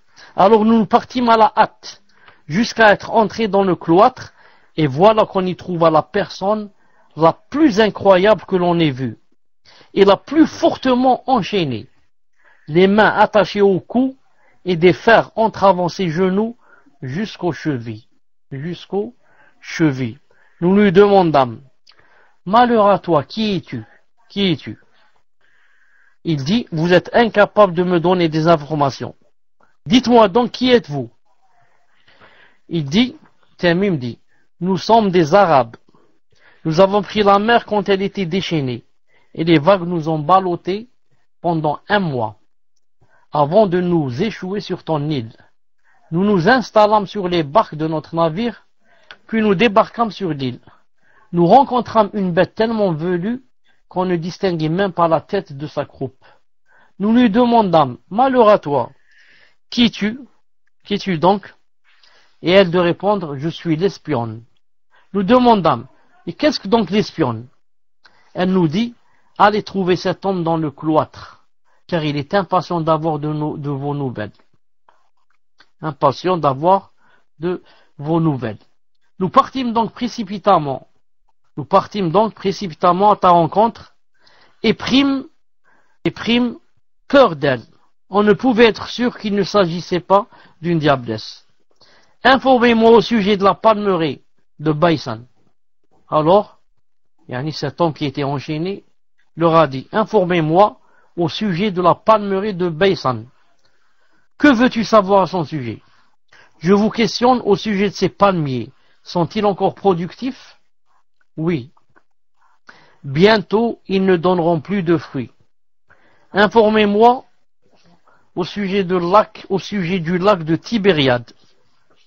Que veux-tu savoir à son sujet? Y a-t-il encore de l'eau? Oui, ces eaux sont abondantes. Bientôt, ces eaux disparaîtront. Informez-moi au sujet du puits de Zorar, dit-il. Que veux-tu savoir à son sujet? Y a-t-il encore de l'eau dans le puits? Et ses habitants irriguent-ils encore leur terre de son eau? Oui, ces eaux sont abondantes et ses habitants utilisent encore son eau pour l'irrigation. Il dit, informez-moi au sujet du prophète des illettrés. Qu'a-t-il fait? Ils répondirent, il est parti de la Mecque et s'est établi à Yathrib. Il dit, les Arabes l'ont-ils combattu? Ils dirent oui. Qu'a-t-il fait d'eux? A-t-il dit? Et ils l'ont informé qu'il avait dominé tous les Arabes qui étaient à sa portée et lui ont obéi. Il a dit, cela est arrivé? Naam, cela est arrivé? Naam. Ils ont dit oui. Il a répondu, en fait, cela est préférable pour eux de lui obéir. Je vais vous dire qui je suis. Je suis certes le Messie. Il a dit, je suis le Messie. Et j'aurai bientôt l'autorisation de sortir. Alors je me manifesterai. Je parcourrai la terre. Et il n'est pas cité dans laquelle je n'entrerai. Et ce durant 40 nuits. Si ce n'est la Mecque et Taïba. Ce sont les deux villes où je ne vais pas rentrer. Car elles me seront toutes deux interdites. Chaque fois que je voudrais entrer dans l'une d'elles, un ange viendra à ma rencontre. Un sabre dégainé en main pour m'en repousser. Et chaque quartier de la ville sera gardé par des anges qui la protègent. Le messager d'Allah sallallahu alayhi wa sallam, frappant de son bâton sur le mimbar, sur la chair, dit, celle-ci est Taïba, celle-ci est Taïba, celle-ci est Taïba, 3 fois. Car le Messie Dajjal, qu'est-ce qu'il a dit? Il a dit que il y a 2 villes qui ne pourraient pas rentrer. Il a dit la Mecque et Taïba. Peut-être les Sahaba ne savaient pas qu'elle s'appelle Taïba. Croyez, elle s'appelle Médine, c'est tout. Le professeur leur a dit, celle-ci est Taïba, yani Médine c'est Taïba, Médine c'est Taïba, Médine c'est Taïba, 3 fois. Ne vous ai-je pas entretenu de tout ceci? Les gens répondirent si. Il a dit, ce qui m'a plu dans le récit de Tamim, il a dit, c'est qu'il confirme le récit que je vous avais raconté. Également à propos de Médine et de la Mecque. N'est-il pas, ensuite il parlait du Messie, du faux Messie. Il a dit, n'est-il pas du côté de l'Orient? Du côté de l'Orient? Du côté de l'Orient? Et il désigna l'Orient de sa main. Fatima termine, avant cela, il a dit, n'est-il pas dans la mer du Shem ou dans la mer du Yémen? Ensuite il répondit, non, mais plutôt du côté de l'Orient, du côté de l'Orient, du côté de l'Orient. Et il désigna l'Orient de sa main. Fatima bint Qais termine, elle a dit, voilà ce que j'ai retenu du messager d'Allah sallallahu alayhi wa sallam. Ibn Hajar dit, certains pensent que le hadith de Fatima bint Qais est une information rapportée par une seule personne. Mais ce n'est pas le cas. Car en plus de Fatima bint Qais, l'ont rapporté Abu Hurayra, Aisha et Jabir, radiyallahu ta'ala anhum. Naam. Des avis des savants concernant Ibn Sayyad. Donc ça c'est quelque chose de très clair que Ibn Sayyad n'est pas le Messie Dajjal. Le Messie Dajjal, Tamim Dari, comme vous l'avez entendu, il a dit, je l'ai rencontré dans une île, enchaîné, très grand, très fort, ceci, cela. Alors que l'autre c'était un jeune juif, très jeune. Donc, on va voir ce que disent les savants. Les avis des savants concernant Ibn Sayyad. L'imam Bayhaqi, parlant du hadith de Tamim Dari, il dit, on y trouve que le grand imposteur, qui sortira à la fin des temps, est un autre qu'Ibn Sayyad. Ce dernier est l'un des imposteurs et menteurs dont a informé le prophète de leur apparition. Et la majorité d'entre eux sont apparus. Donc le prophète avait bien dit que d'ici la fin des temps, il y aura beaucoup d'imposteurs qui vont sortir. Non, il a dit donc celui-là fait parmi deux. Il dit on peut penser que ceux qui affirment que Ibn Sayyad est le faux Messie n'ont pas entendu le récit de Tamim Dari. Sinon la conciliation entre les deux informations est très contestable. Car comment pouvait-il être sur le point d'atteindre la puberté du vivant du prophète alayhi salam? D'ailleurs il l'a rencontré, il l'a questionné, et en même temps être âgé, emprisonné dans une île en pleine mer, enchaîné par des liens de fer, et cherchant à savoir si le prophète sallam était apparu ou non. Naam. Pourquoi je dis comme ça? Certains disent, mais c'est possible que le Ibn Sayyad, le juif qui a rencontré le prophète sallam, quand il a rencontré derrière les palmiers en train de jouer avec les enfants, il l'a testé. Ils ont dit c'est possible que celui-là, il était d'abord comme ça un enfant, un juif et comme ça. Ensuite, Allah Ta'ala a fait de lui un Messie Dajjal, il l'a envoyé dans cette île. Naam. Mais il a dit ce n'est pas possible. Il dit ici c'est pas possible. Naam. Car il dit, l'autre il est jeune, celui-là il est âgé, et celui-là est emprisonné dans une île en pleine mer, enchaîné par des liens de fer. Ensuite, il ne sait même pas si le prophète islam est apparu ou pas. Alors que si c'était lui, il aurait dit oui, je l'ai rencontré quand j'étais jeune. J'ai rencontré le prophète quand j'étais jeune. Quant à Omar, quand il jurait, je jure par Allah que c'est lui. Il dit, on peut supposer qu'il faisait qu'il faisait cela, c'est-à-dire il jurait, avant d'entendre l'histoire de Tamim Dari. Puis quand il a entendu, il ne jurait plus. Naam, c'est conciliable. Omar al-Khattab jure que Tamim Dari c'est le Messie ad-Dajjal. On dit ça, c'est vrai. Parce qu'il n'a pas entendu le hadith de Tamim Dari. Il jurait que Ibn Sayyad c'est le Messie ad-Dajjal. Il dit d'accord. Parce qu'il n'avait pas entendu le hadith de Tamim Dari qu'a rapporté Fatima bint Qais. Comme quoi ils étaient sur un navire, etc. Il disait ça et l'histoire. Mais quand Omar al-Khattab lui a rapporté le hadith, il n'a plus juré. Il a eu après la conviction que ce n'est pas lui.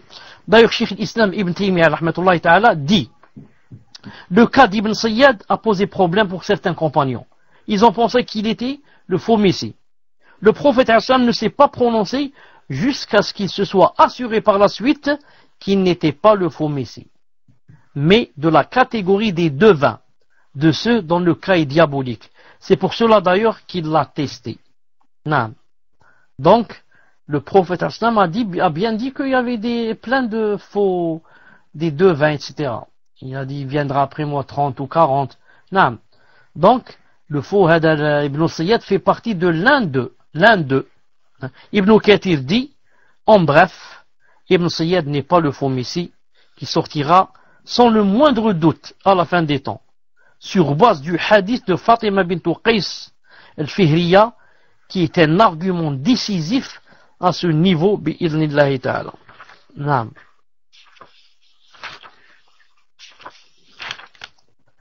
On va ajouter une ou deux choses.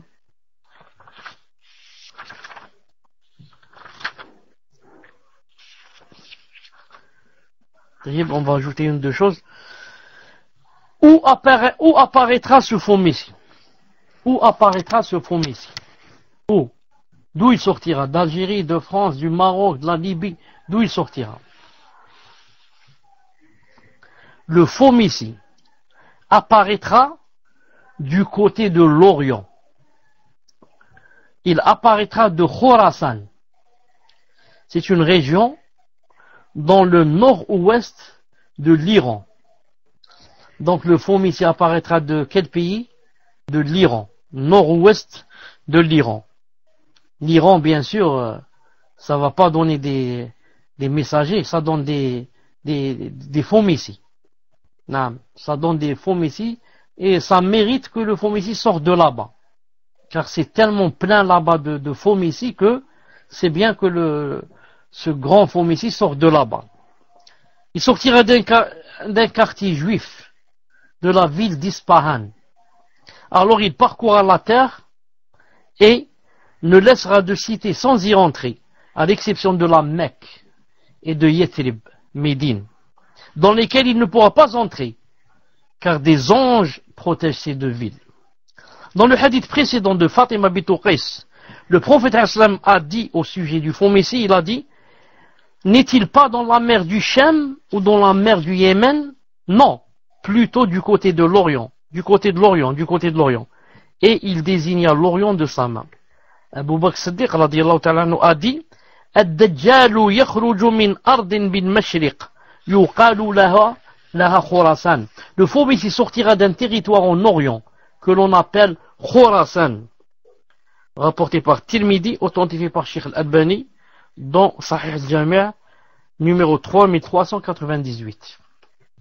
Anas rapporte que le prophète a dit Ad-Dajjalu yakhruju min yahudiyyat Asbahan ma'ahu 70,000 min al-yahud. Le faux messie sortira du quartier juif d'Ispahan. Il y aura avec lui 70 000 juifs. Subhanallah. Il y aura avec lui 70 000 juifs. Voir Fath al-Rabbani, Istatib al-Musnad, Ibn Hajar, le juge authentique, voir Fath al-Bari, tome 13, page 328. Ibn Hajar dit, quant à savoir d'où il sortira, c'est du côté du Lorient, de manière catégorique. Ibn Kathir dit, ainsi son apparition débutera à Ispahan, d'un quartier que l'on nomme la Juive. La Juive. Non. Voir Nihaya, tome 1, page 128. Donc, je ne sais pas si vous avez remarqué, pour les hadiths qui citent d'où sortira le Messie Dajjal, il y a des fois c'est Ispahan, des fois c'est le quartier qui s'appelle la Juive, des fois c'est l'Iran, des fois c'est Khorasan. Je dis, dans tout cela, il n'y a aucune contradiction. Tout est conciliable, masha'Allah, chaque chose à sa place. Donc, il y a 4 choses qui sont citées. Ça, c'est cité Khorasan, c'est cité l'Iran, c'est cité Ispahan, c'est cité le quartier la Juive. On va dire, pour concilier, le Messie Dajjal, le faux Messie, sortira du pays, comme pays, il sortira de l'Iran. De la région, de quelle région d'Iran? Il sortira de Khorasan, qui se trouve en Iran. Et de Khorasan, c'est un endroit, c'est une région Khorasan. Il sortira de quel côté exactement de Khorasan? De quel endroit? Il sortira de la ville qui s'appelle Ispahan, qui se trouve à Khorasan. Et de la ville Ispahan elle-même, dans la ville, il y a un quartier qui s'appelle la Juive. Il sortira de la Juive, Naam, avec 10 000 juifs. Donc, il n'y a aucun problème. Tous les hadiths Tam se réunissent et se regroupent. Quant au pays, c'est l'Iran. Quant à la région, c'est Khorasan. Quant à la ville, c'est Ispahan. Quant au quartier, il s'appelle la Juive. Walhamdulillah, alladhi bi ni'mati tatim salihat. Et il n'y a, inshallah ta'ala, aucun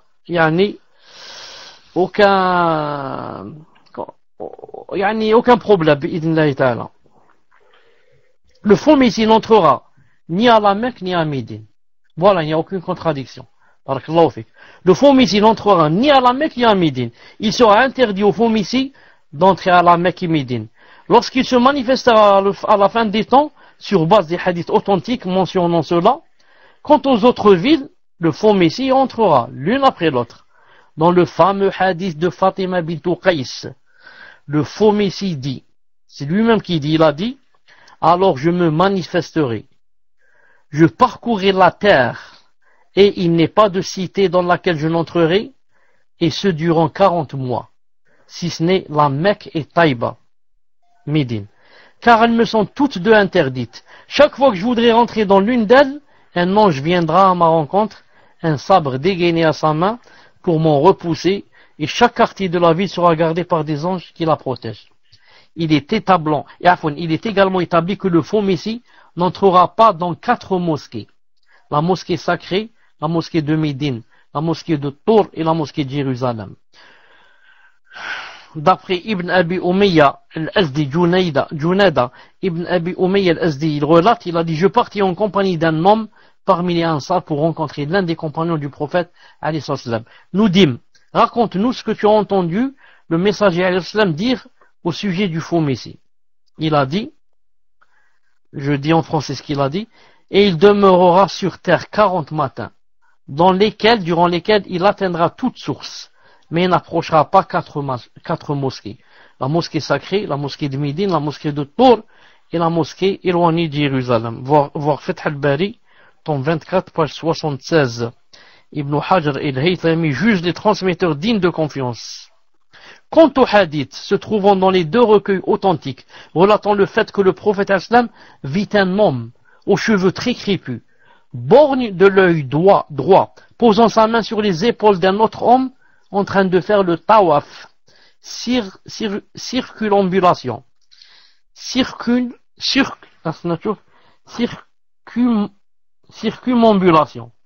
yani tawaf, autour de la Kaaba, et qu'il demanda, il l'a vu dans le songe, et qu'il demanda qui il était, et on lui répondit c'était le faux Messie.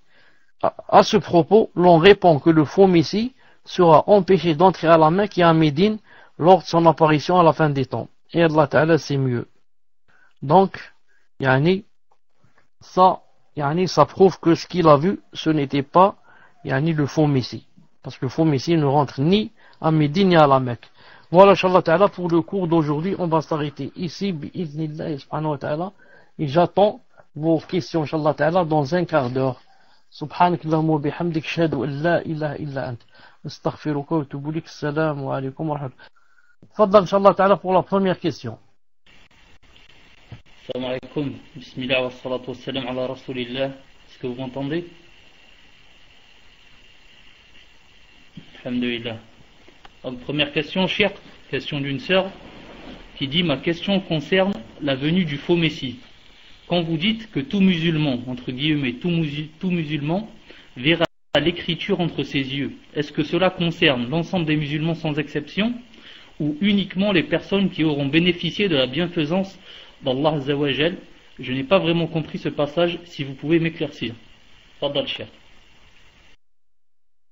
Ce qu'il faut savoir, c'est qu'Allah subhanahu wa ta'ala a divisé les êtres humains en deux, comme il a dit dans le Coran. فَمِنْكُمْ كَافِرٌ مِنْكُمْ مُؤْمِنٌ. C'est-à-dire, il y a le kafir et il y a le mu'min. Il y a le croyant, il y a le mécréant et il y a le croyant.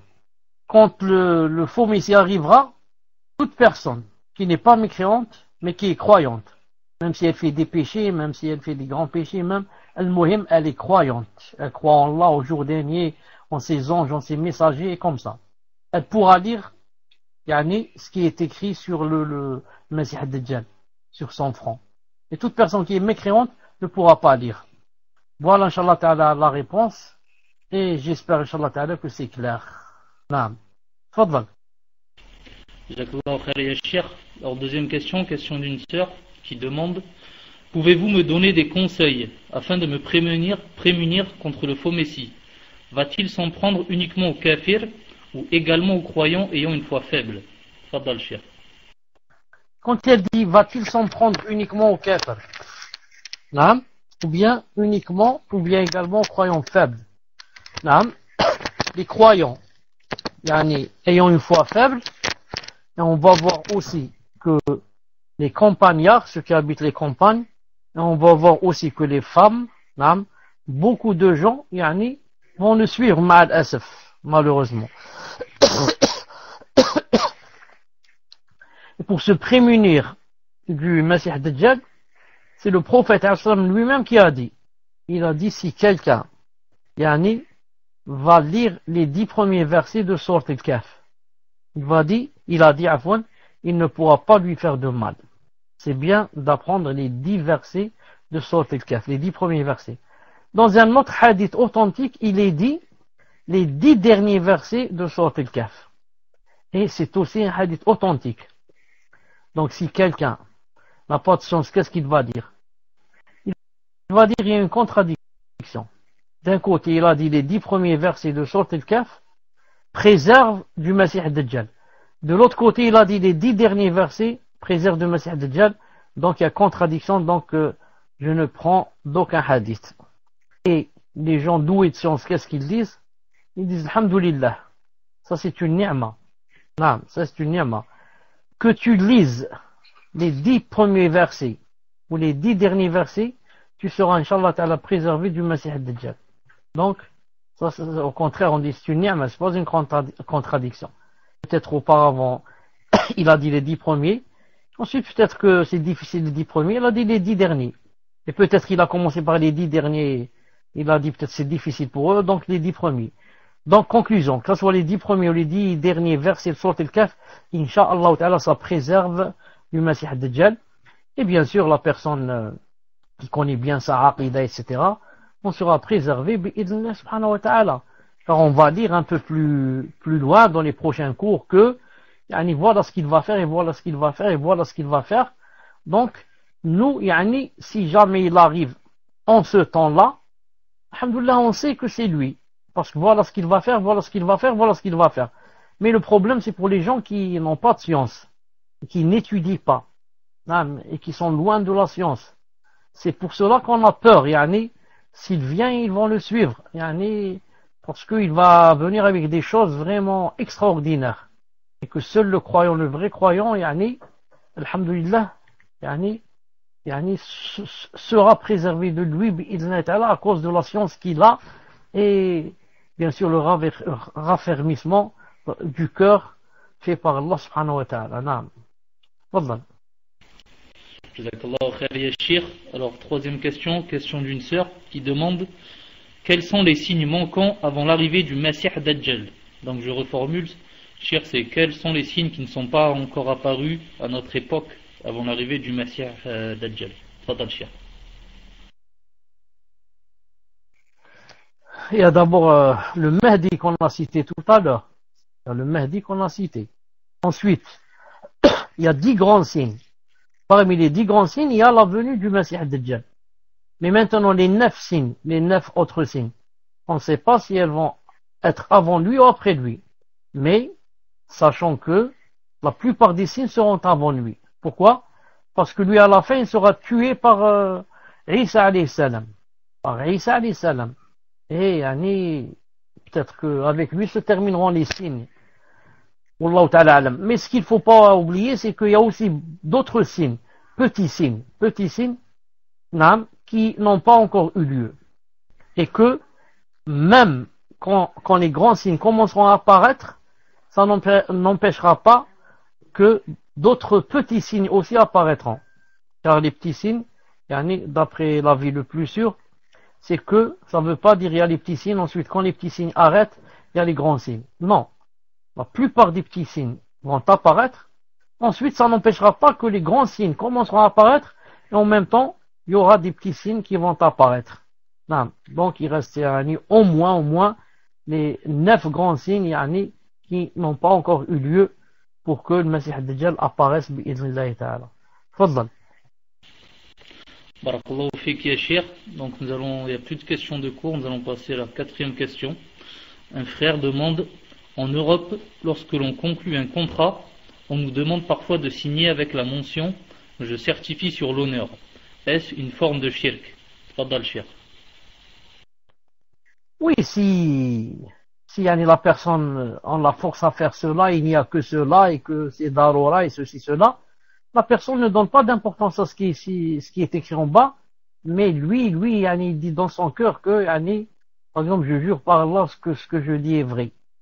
J'atteste que, par Allah que ceci est vrai, mais pas sur l'honneur. Non. On ne peut pas, jurer ou la attester ou la par l'honneur. Non. Wallahu ta'ala alam. Tfadlal. Alors 5e question, un frère demande. Ma question est en rapport avec une question posée dans le cours du mal et le remède et concerne le fait de tailler sa barbe. Est-ce qu'il existe une divergence sur ce jugement?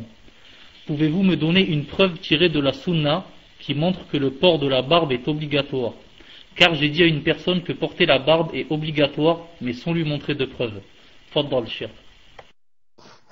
Non, mon principe, quand quelqu'un s'avance dans une chose et dit à autrui que telle et telle chose est obligatoire, ou bien que telle et telle chose est haram, il faudrait en principe qu'il parle avec des preuves. Même si on ne demande pas de preuves, au moins je les ai, avant de m'avancer. Parce qu'il peut te dire, alors donne-moi la preuve, tu n'as pas, et tu vois, tu dis n'importe quoi. Tu dis, c'est pas vrai, il n'y a pas. Non. Mais imagine, ça c'est entre toi et lui. Imagine que ça soit dans une assise et avec beaucoup de gens qui entendent, et des gens qui sont contre l'islam, et des gens qui sont contre la barbe, et comme ça va tourner en hérésie. C'est le mohim.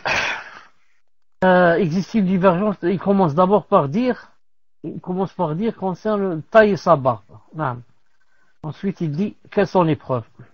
Les preuves, c'est que le prophète, sallallahu alayhi wa sallam, a dit dans beaucoup de hadiths,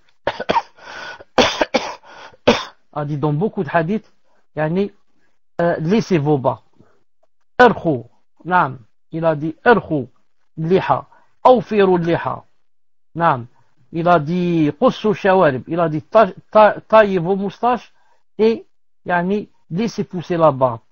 Et dans notre hadith, il a dit, irkhou, laissez grandir la barbe, sans la toucher.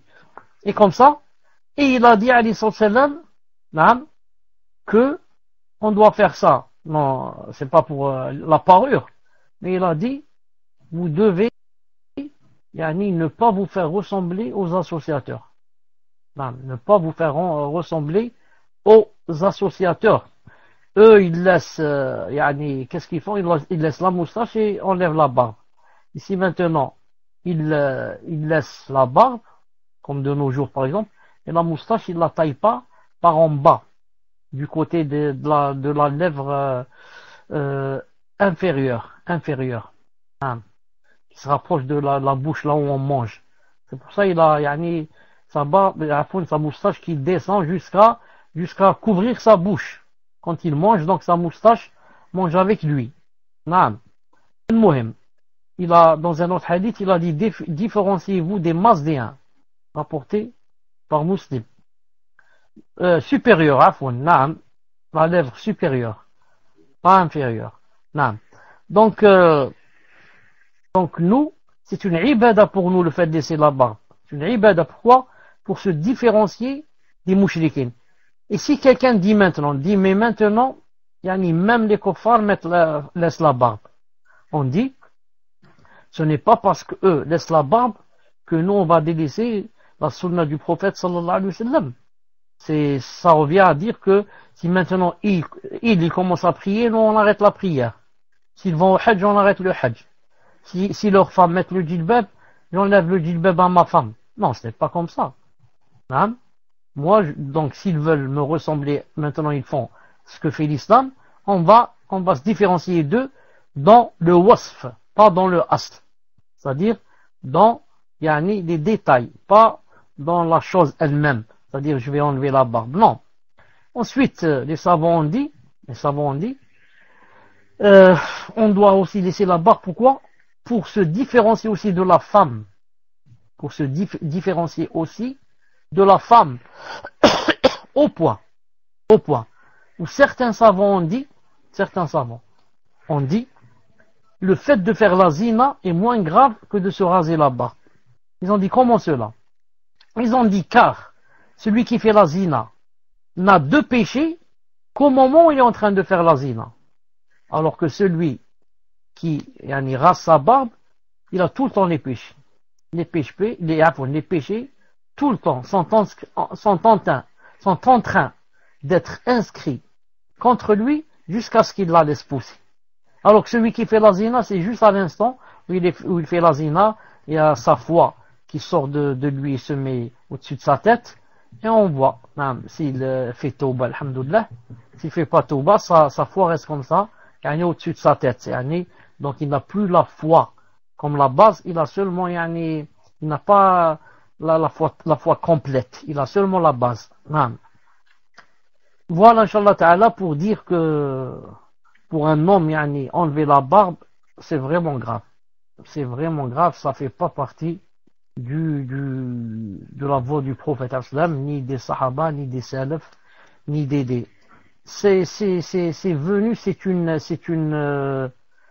une habitude venant des non-musulmans. Nous en Algérie, si on va voir, si quelqu'un a des photos de son grand-père ou là son arrière-grand-père ou là, il est impossible qu'il le trouve sans la barbe. C'est impossible. Mais quand les Français sont venus et ils ont colonisé l'Algérie, ils leur ont donné cette habitude de se raser. Alors les Algériens, comme tout le temps, les colonisés, aiment ressembler aux colonisateurs. Alors, ils ont commencé à prendre cette habitude et à enlever la barbe. Comme auparavant, c'était impossible que tu trouves ton arrière-grand-père, par exemple, qu'il montrait ses cheveux. Il avait toujours comme une chéchia sur sa tête. Ensuite, nous avons vu les Français, les Américains qui ne mettent rien sur la tête. Ils ont commencé à comment on dit le verbe, à les imiter. Sinon, le fait de se raser la barbe n'a aucune trace en islam, bi'idnillahi ta'ala. Naam. Tfaddal. Barakallahu fik ya Cheikh. Donc j'ai reçu une question de cours. Alors, question d'une sœur. J'ai lu un livre dont je ne me souviens plus le nom.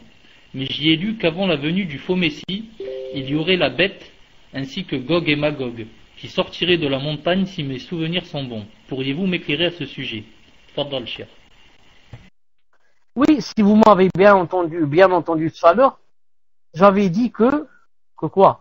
J'avais dit que le faux Messie, avant qu'il ne vienne, ou lorsqu'il va venir, avec lui, il y a aussi neuf autres signes qui vont apparaître. J'ai pas cité les signes, j'ai cité Isa alayhi salam qui va le tuer, j'ai cité le Mahdi, j'ai dit qu'il sera aussi au temps de Isa, et bien sûr, j'ai pas cité qu'il y avait la bête et qu'il y avait Ya'juj et Ma'juj, Gog et Magog, qu'il y avait trois grands engloutissements, qu'il y avait le soleil qui va se lever du couchant, et comme ça. Il y a neuf autres signes, y compris le signe du faux Messie.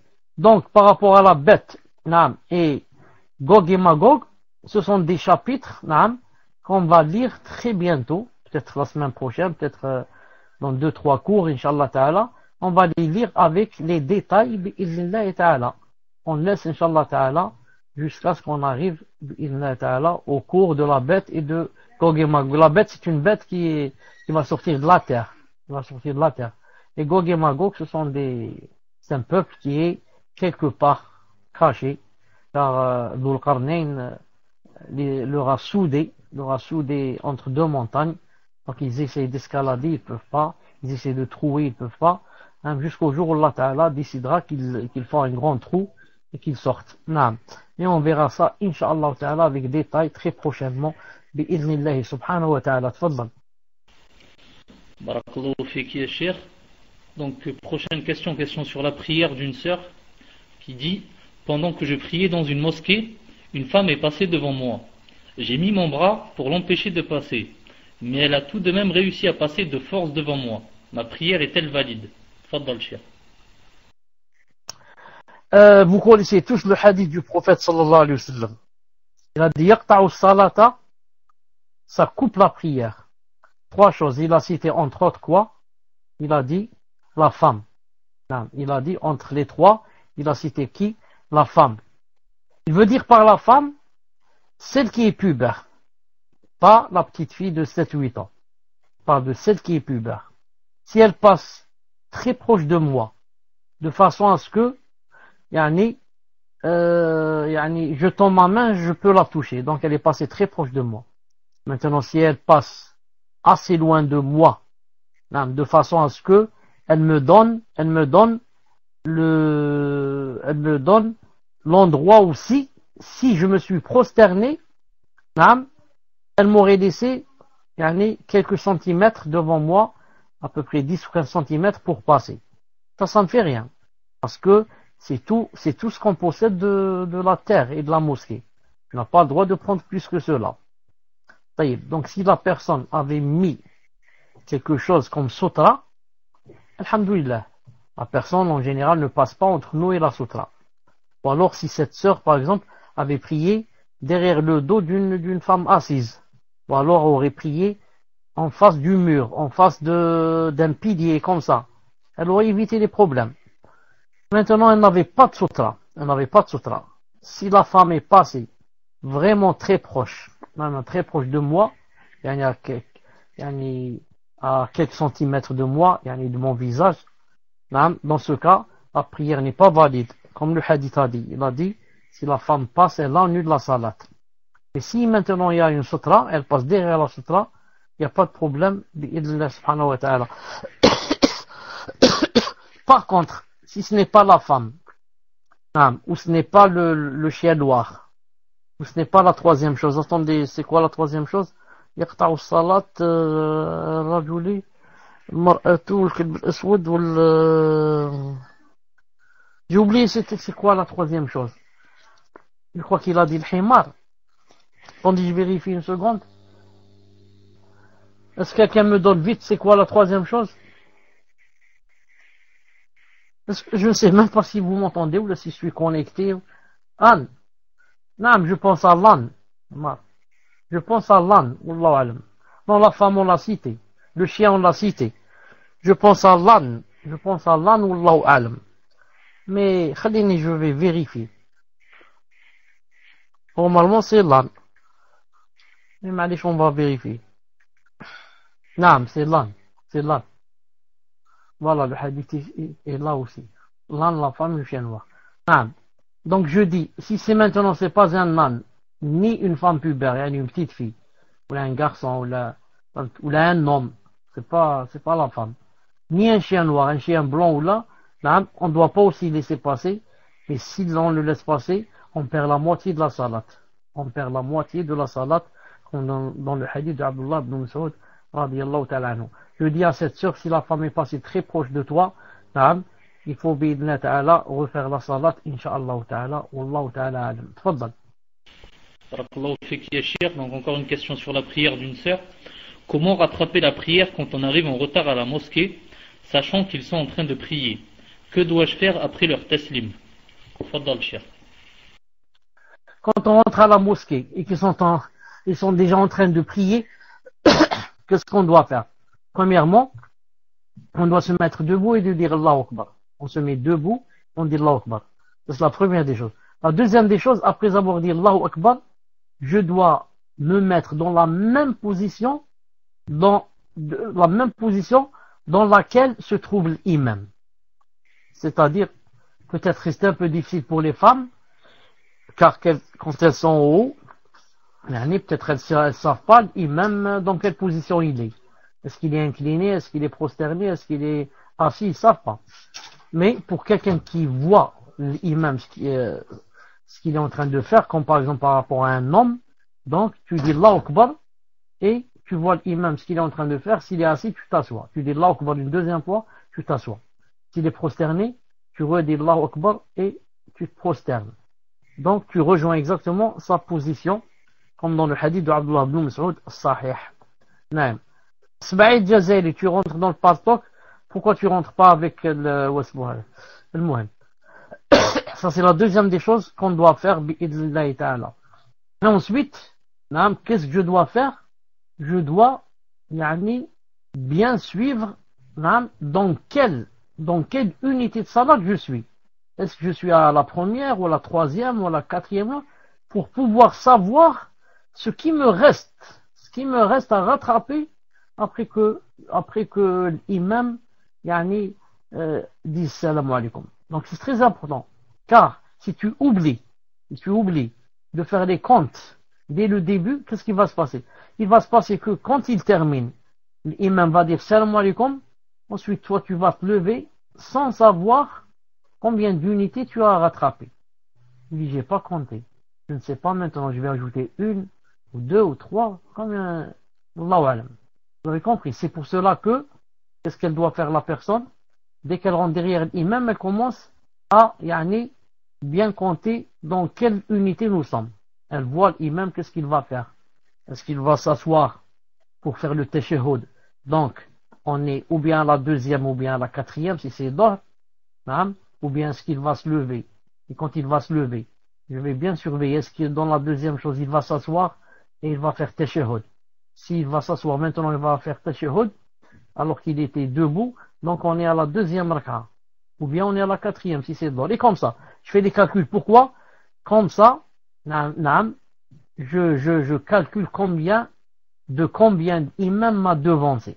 Est-ce qu'il m'a devancé d'une raka, ou bien de deux, ou bien de trois, ou bien de quatre? Peut-être je n'ai rien rattrapé avec lui. Et dès qu'il dit salam alaikum, moi je dis pas salam alaikum, je me lève et je rattrape les rakats qui me manquent. Ensuite, je dis salam alaikum normalement.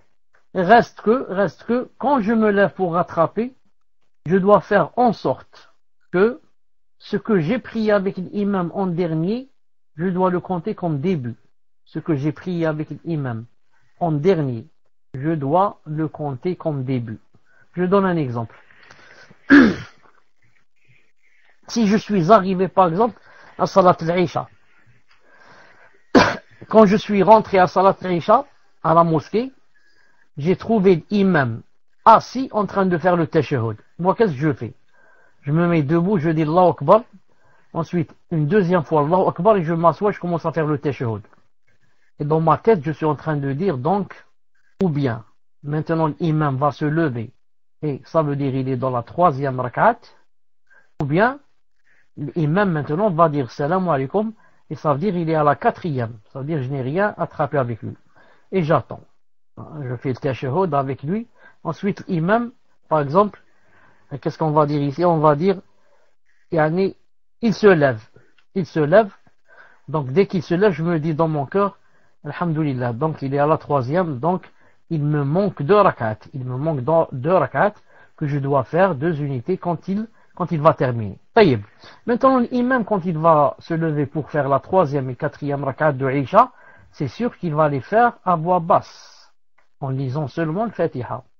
Je vous ai dit la règle, ce que je prie avec l'imam en dernier, je vais le mettre en premier, c'est-à-dire, quand l'imam va dire salam alaikum, moi je me lève, il me reste combien? Il me reste 2 rak'at. Ces 2 rak'at qu'il me reste, je vais les mettre en dernier. Je ne vais pas dire, j'ai raté les 2 premières, donc je vais lire avec Fatiha et Surat, mais je vais dire que je vais les mettre les 2 dernières. C'est-à-dire les 2 dernières que j'ai prises avec l'imam, je vais les mettre, ce sont les 2 premières par rapport à moi. Donc quand l'imam dit salam alaikum, moi je me lève et j'ajoute 2 rak'at à voix basse et seulement avec Fatiha. 2 rak'at à voix basse seulement avec Fatiha. Pourquoi? Parce que je ne suis pas en train de rattraper, mais je suis en train de terminer ma salat. Comme il a dit alayhi salam, ma adraktum fasallu wa ma fatakum fa'atimmu. Il a dit quand vous venez à la mosquée, ce que vous attrapez, alors faites-le, et ce que vous ratez, il n'a pas dit rattrapez-le, il a dit finissez-le. Et ce que vous ratez, finissez-le. Moi, combien j'ai raté avec l'imam? J'ai raté 2 rak'at. Et pour finir les 2 rak'at de l'Aïcha, on les finit comment? On les finit en lisant seulement le Fatiha, en faisant seulement à voix basse. Si c'est compris, alhamdoulilah, si c'est pas compris, reposez-moi la question. J'accepte que je reste avec vous pour bien vous expliquer cette chose, même si c'est après la 10e question. Fadal. Barakallahu fik ya Cheikh. Alors encore une question sur la prière d'une sœur, question numéro 9. Pourriez-vous faire un rappel sur le rattrapage de la prière et quel est son jugement? J'aimerais, min fadlikum, que vous répondiez en arabe courant, donc en dialecte, Cheikh. Min fadlikum, c'est pour faire écouter à ma mère qui laisse très souvent ses prières jusqu'au soir sans raison valable et cela m'attriste beaucoup. Je lui fais toujours le rappel mais il n'y a pas de changement. Tfaddal Cheikh. Donc réponse en darija Cheikh. Donc Wasmak Abdelaziz, si j'ai bien compris, reprends-moi. Donc la réponse en darija, ce n'est pas par rapport à Wasmo. Le fait de rattraper les salats. Comment rattraper? C'est le fait de ne pas accumuler les salats. C'est le fait, voilà, non. Par rapport, je dis, ma question, pourriez-vous faire un rappel sur le rattrapage, quel est son jugement? Abdelaziz, c'est tout ce qu'il y a dans la question, ça. La mère accumule les prières. Hein? Il n'y a pas dans la première question, pourriez-vous faire un rappel sur le rattrapage? C'est pas le rattrapage dont on est en train de rappeler. On est en train de parler, hein? Quand quelqu'un arrive à la mosquée, il rattrape les... Fadlan. Je vais juste essayer d'éclaircir la question. En fait, la sœur demande concernant le fait de rattraper, par exemple, une personne qui retarde toutes ses prières jusqu'au soir. Donc, par exemple, elle fait Zohr, Al-Asr, Maghrib, l'Aïcha, elle fait tout ça à 21h. Par exemple. C'est sur le fait de ne pas faire la prière en son heure. Fadal Cheikh. Puisqu'elle a demandé de faire ça en arabe dialectique, je vais le faire en arabe dialectique. Et en même temps, si quelqu'un le met comme audio, il dit que cette phrase qu'on m'a demandé de le faire en dialectique pour pas que certains disent donc il parle en dialectique, c'est-à-dire il ne sait pas parler l'arabe, comme disent certains. Qu'Allah Ta'ala nous préserve. Donc, je dis, puisqu'on m'a demandé de parler en arabe dialectique, je lui réponds en arabe algérien, bi'idhnillahi ta'ala, bismillahir rahmanir rahim, wa salatu salam ala ashrafil mursalin. Ya akhti, لازم نعرفوا حاجة مهمة جدا، ما هي؟ وهي أن يعني الإنسان اللي يخلي الصلاة تاعو يجمعها وما يصليهاش في الوقت تاعها راه دار عند الله سبحانه وتعالى ذنب كبير. عند الله سبحانه وتعالى دار ذنب كبير. علاش؟ خاطر ربي سبحانه ما قالناش فقط صلوا، ولكن قالنا صلوا في الوقت. وعلى هذا قال في القرآن، قال فويل للمصلين الذين هم عن صلاتهم ساهون. قال كاين عذاب في جهنم لشكون؟ ما قالش لي ما يصلوش، قال لا عذاب في جهنم اللي يسهى على الصلاة تاعو، يعني يتركها حتى الليل مثلا ويصليها. ربي سبحانه علاش دار لنا الصلاة في الوقت؟ باش يمتحنا هل احنا يعني صح نحبوه الله عز وجل ونصلوا له في الوقت كما طلب منا، ولا نفضلوا الدنيا عليه، نفضلوا يعني المشاكل تاعنا، ونفضلوا يعني نروحوا نديروا صوالح تاعنا ونروحوا، ومن بعد نجوا في الليل ونروحوا نخدموا ونروحوا نحوسوا ونروحوا، ومن بعد نجوا في الليل نقضيوا الصلاة. يعني ربي سبحانه الحق تاعو نخلوه هو الاخر كامل. خلاص كيما صبناش واش نديروا دوكا، اني جيت نجمع الصلاة تاعي. العلماء قالوا اي انسان يجمع بين الصلاة بلا عذر دار ذنب كبير. واش حاب يقول ذنب كبير؟ كلي قتل الانسان، كلي شرب الشراب، كلي دار الفاحشة، كلي دار كذا، كلي دار كذا، هذا هو الذنب الكبير. نسأل الله سبحانه وتعالى العافية. حتى ربي سبحانه قال في واحد الآية، قال فخلف من بعدهم خلف، واش داروا؟ أضاعوا الصلاة واتبعوا الشهوات فسوف يلقون غيا. قالوا مجا واحد الناس في بعدهم واش يديروا؟ ضيعوا الصلاة. علاش يتبعوا الشهوات؟ كيف يضيعوا الصلاة؟ الصبح ما يصليش حتى تطلع الشمس، الظهر ما يصليش حتى يدخل وقت العصر، العصر ما يصليش حتى المغرب، المغرب ما يصليش حتى مع العشاء. هادو واش داروا؟ ضيعوا الصلوات. هادو يعني هذا هو الحكم تاعهم. كيفاش مال الإنسان الآن إذا يخلي الخمس صلوات مثلا يخليهم حتى الليل ويصليهم، إذا دار هكذا دار إثم كبير، دار إثم عظيم عند الله سبحانه وتعالى. لازم يتوب إلى الله سبحانه وتعالى ويندم ويستغفر الله ويعزم ويقول والله ما نزيد نعاود، ويطلب من ربي يسمح له. نعم. علاش؟ الصلاة هذه ربي دار لها وقت تتصلى فيه، اللي يصليها في الوقت صحة، اللي ما يصليهاش في الوقت راه يعيي فيه روحه. كما مثلا رمضان، أو جاي رمضان على 3 شهور، كاين واحد الشهر واسمه رمضان لازم نصوموه. يقدر كاش واحد يخلي حتى يفوت رمضان بشهرين يقول لك دوكا نروح نصوم شهر؟ ما يقبلش ربي سبحانه. علاه دار الصيام في شهر معين واسمه رمضان. إذا فات الشهر هذاك غير ما كان لا تصوم، إذا ما صمتش في رمضان، غير إذا كنت معذور مريض ولا. نفس الشيء الصلاة عندها وقت معين لازم تصلي فيه، إذا ما صليتش في هذاك الوقت غير ما كان لا تصلي من بعد. خاطر راك واشن راك تلعب. هذا يقولوا راه يلعب ماهوش يصلي. في الوقت تاع الصلاة ما يصليش، وكي تخلص الوقت تاعها يقول جيت نصلي. نسأل الله سبحانه وتعالى يهدينا ويبصرنا ويتوب علينا ويغفر لنا. تفضل. Barakallahu fik ya Cheikh. Donc je viens de recevoir une question de cours qui dit: j'aimerais savoir comment se fait-il que dans la description du Dajjal au début du cours, nous avons vu qu'il est de taille courte, puis dans un hadith, nous avons vu de la création d'Adam, il n'y a d'être plus grand que le faux Messie. Donc je pense que l'écriture de la question, vous allez mieux comprendre. Fadal Cheikh. Je voudrais savoir comment se fait-il que dans la description du Dajjal au début du cours, nous avons vu qu'il est de taille courte. Puis dans un hadith de la création d'Adam, il n'y a pas d'être qui sera plus grand que le faux Messie. C'est une bonne question à laquelle je n'ai pas de réponse. Mais, puisqu'on est toujours dans le livre les signes de la fin des temps, et puisqu'on n'a pas terminé avec le faux Messie, le prochain cours c'est aussi la fin du faux Messie, je ferai Inch'Allah Ta'ala des recherches et vous donnerai Inch'Allah Ta'ala la réponse si je trouve lundi bi'idnillahi Ta'ala, car je ne connais pas la réponse à cela, car c'est une question très pertinente, très pertinente. D'un côté le hadith a dit taille courte, alors que Tamim Dari a dit je n'ai jamais vu quelqu'un de plus grand.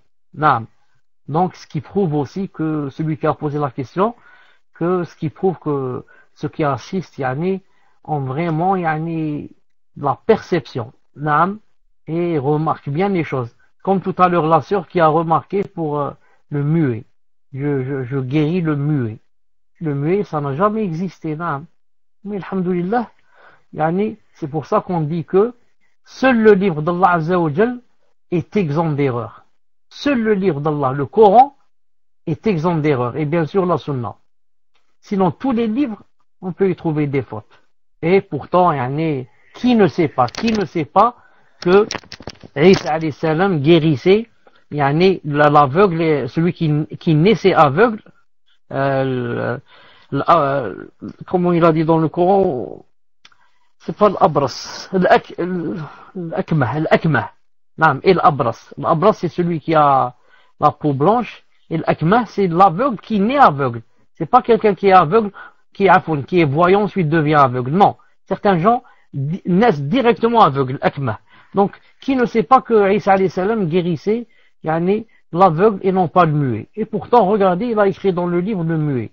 Pour vous dire qu'il n'y a pas un livre qui est exempt, de faute, ni une personne qui peut dire, moi je suis infaillible et je me trompe pas. Subhanallah al-Azim. Sauf le prophète sallallahu alayhi wa sallam. Tfaddal s'il y a autre chose. Barakallahu fik ya Cheikh, donc c'était la 10e question. Il y a une 11e, mais bon, c'est plus un message qu'une question d'une sœur qui dit: je me permets de revenir sur la parole que vous aviez éclaircie hier concernant les sœurs possédées par un djinn. Je suis une sœur qui suit vos cours depuis plus de 5 ans et avec tout le respect que je vous dois, j'ai également mal compris le sens de la parole au départ, car dire pas les vraies sœurs sous-entend que les autres ne sont pas considérées comme telles, et ceci peut être blessant et décourageant pour celles qui sont éprouvées par cela, d'autant plus qu'elles doivent fournir plus d'efforts que les autres afin de combattre ce mal. Cependant, je n'ai jamais douté de vos intentions et j'ai toujours gardé le bon soupçon à votre égard, mais il est vrai qu'une personne débutante dans le dîn peut mal interpréter cette parole, d'où l'importance de l'avoir éclaircie. Walhamdulillah. Tfadal Cheikh. Naam, alhamdulillah que c'est clair, et moi j'ajoute autre chose, je dis, d'abord, astaghfirullah subhanahu wa ta'ala, naam, si une personne a dû comprendre cela. Donc sûrement que c'est moi qui ai mal employé les mots. Donc, dans tout cela, j'ai aussi une part de responsabilité. Parce qu'à cause d'employer une phrase qui peut avoir deux sens, j'aurais dû, c'est-à-dire choisir le sens clair, bi'idhnillahi ta'ala, même si, vous avez remarqué que je parlais des sœurs fortes, c'est-à-dire par rapport aux sœurs faibles. Et même les sœurs faibles, comme dit ici la sœur, elles ont besoin d'être encouragées et non pas d'être blâmées. Donc je reviens moi aussi, je dis astaghfirullah, si même sans le vouloir, si j'ai dit quelque chose qui aurait pu offenser ou blesser quelques-uns ou quelques-unes. Mais qu'Allah subhanahu wa ta'ala me pardonne. Fadal. Barakallahu fik ya Cheikh, pour ma part j'ai plus rien. Donc barakallahu fikoum pour ce cours.